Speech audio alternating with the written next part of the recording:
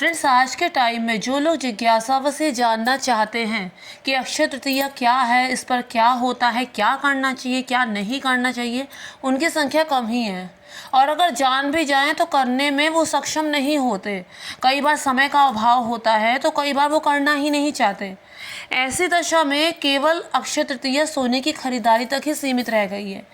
ऐसे में फ्रेंड्स, मेरा ये 5-6 मिनट का जो वीडियो है, सिर्फ 6 मिनट का वीडियो, अगर आप इसे एक बार सुन लेंगे तो आपको बहुत ज़्यादा लाभ मिलेगा और पता चल जाएगा कि अक्षय तृतीया का वास्तविक मतलब क्या है।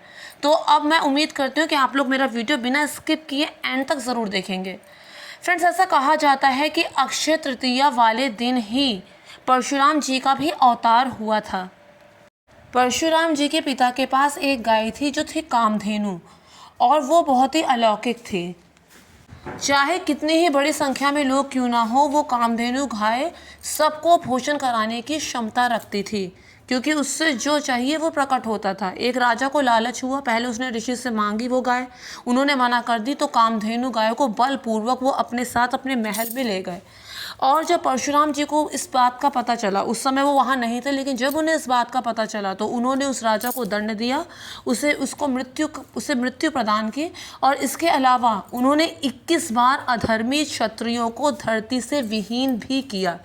तो परशुराम जी का जन्म भी इसी अक्षय तृतीया वाले दिन होता है। फ्रेंड्स, ऐसा कहा जाता है कि जब पांडवों को वनवास हुआ था, जब वो द्यूत क्रीड़ा में हार गए थे और उन्हें वनवास हुआ था, तो दुर्योधन उससे भी संतुष्ट नहीं था। वो चाहता था कि इनका जो वनवास है कभी ख़त्म ही ना हो, मैं निष्कंटक राज्य करता रहूं।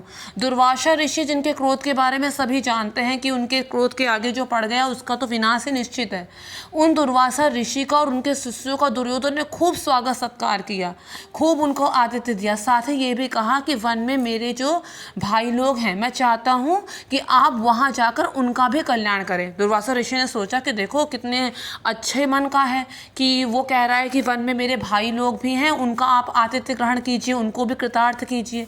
तो अब दुर्वासा ऋषि अपने शिष्यों के साथ जब युधिष्ठिर के यहाँ भोजन के लिए जा रहे थे, तो उस समय युधिष्ठिर को बहुत चिंता हुई कि उन्हें और उनके इतने सारे शिष्यों को वो कैसे और क्या खिलाएंगे। उस समय द्रौपदी को कोई और मार्ग नहीं सूझा, तो उसने भगवान श्री कृष्ण को पुकारा कि केशव, आप ही ने मेरी लाज बचाई है, हमेशा अब आप ही उबारिए। भगवान श्री कृष्ण वहाँ पर आए और उन्होंने भोजन मांगा। द्रौपदी ने कहा कि घर में कुछ भी नहीं है, इसीलिए तो हमने आपको बुलाया है। तो उन्होंने कहा नहीं, देखो ध्यान से, कुछ ना कुछ ज़रूर होगा। बहुत ढूंढने पर एक चावल का सूखा दाना मिला। कृष्ण भगवान ने उसी चावल के दाने को उठाया और अपने मुंह में डाला। जैसे ही उन्होंने वो दाना ग्रहण किया, दुर्वासा ऋषि और उनके शिष्यों को ऐसा लगा कि जैसे उन्होंने अभी अभी बहुत सा भोजन कर लिया हो। उन्हें ऐसी तृप्ति हुई। उन्होंने सोचा कहीं ऐसा ना हो कि युधिष्ठिर हमें भोजन के लिए आमंत्रित करने आ जाएं, फिर हम उनका आतिथ्य कैसे ग्रहण करेंगे। और वो वहाँ से उसी समय चले गए। इसके अलावा ये स्थिति दोबारा ना आए, तो इसलिए भगवान सूर्य की कृपा से अक्षय पात्र भी इसी अक्षय तृतीया को ही पांडवों को प्राप्त हुआ। इस अक्षय पात्र से वो वन में जितने भी ऋषि मुनि थे, उन्हें हमेशा भोजन कराते रहे जब तक वो वन में रहते रहे। उस अक्षय पात्र से भोजन लगातार निकलता रहा, अनंत भोजन निकलता रहा। कब तक? जब तक उस दिन द्रौपदी भोजन ग्रहण नहीं कर लेती। द्रौपदी सबको भोजन कराती और अंत में खुद खाती, और तब तक इस अक्षय पात्र से भोजन प्राप्त होता रहता। वो अक्षय पात्र भी अक्षय तृतीया वाले दिन ही पांडवों को मिला था। इसके अलावा इसकी कथा ये भी है कि जब द्रौपदी का चीरहरण करने का कुविचार दुर्योधन के मन में आया था, जब द्यूत क्रीड़ा में उसने छल से पांडवों को हराया था और द्रौपदी को केशों से खींचता हुआ वो सभा में लेकर आया था, तो उस समय द्रौपदी ने सबसे पहले अपने 5 पतियों को पुकारा, लेकिन कोई उसकी सहायता के लिए नहीं आया। फिर वहाँ पर जितने भी लोग मौजूद थे, उसने सबको पुकारा कि कोई उसकी मदद के लिए आ जाए, कोई भी नहीं आया। फिर उसके बाद उसने अपने बल से अपने आंचल को बचाने की जी तोड़ कोशिश की, लेकिन वो दुशासन, उसकी भुजाओं में तो इतना बल था। जब अपना बल भी काम नहीं आया तो उसने दोनों हाथ ऊपर करके भगवान श्री कृष्ण को पुकारा कि अब आप ही उबारिए। तो ऐसे ही जीवात्मा जब दूसरों के भरोसे रहती है, कभी सगे संबंधियों के, तो कभी आसपास लोग उसे बचाएंगे, उसके भरोसे रहती है, तब तक उसकी यही दशा होती है।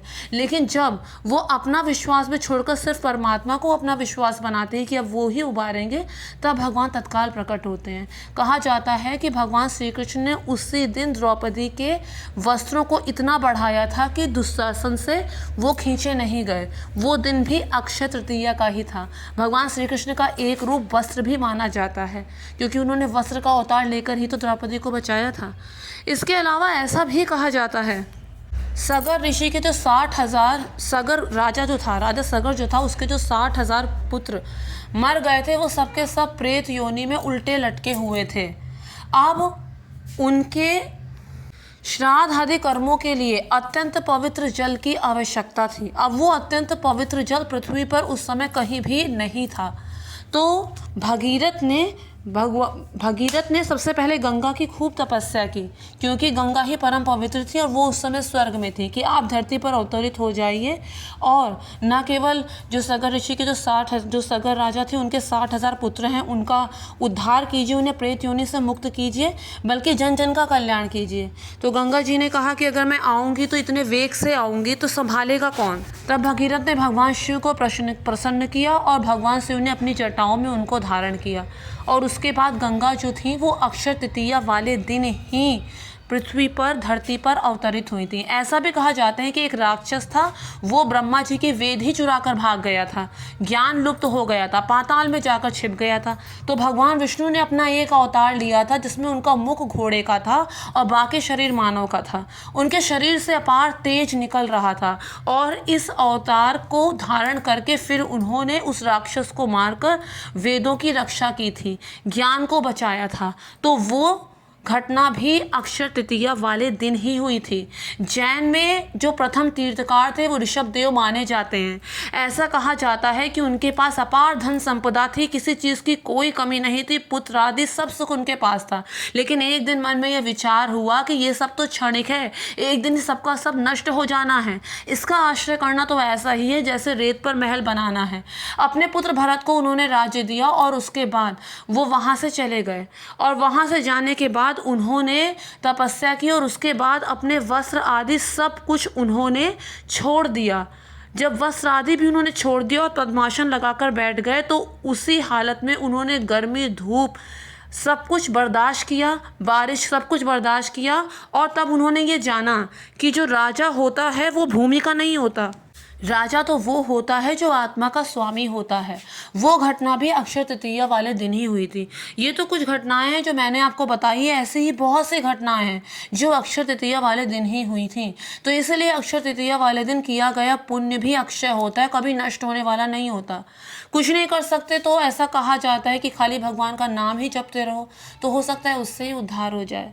तो फ्रेंड्स, मैं उम्मीद करती हूँ आप लोगों को मेरा वीडियो ज़रूर पसंद आया होगा। मेक श्योर मेरे चैनल को सब्सक्राइब, वीडियो को लाइक और शेयर करना मत भूलिए। Thank you friends, thank you so much.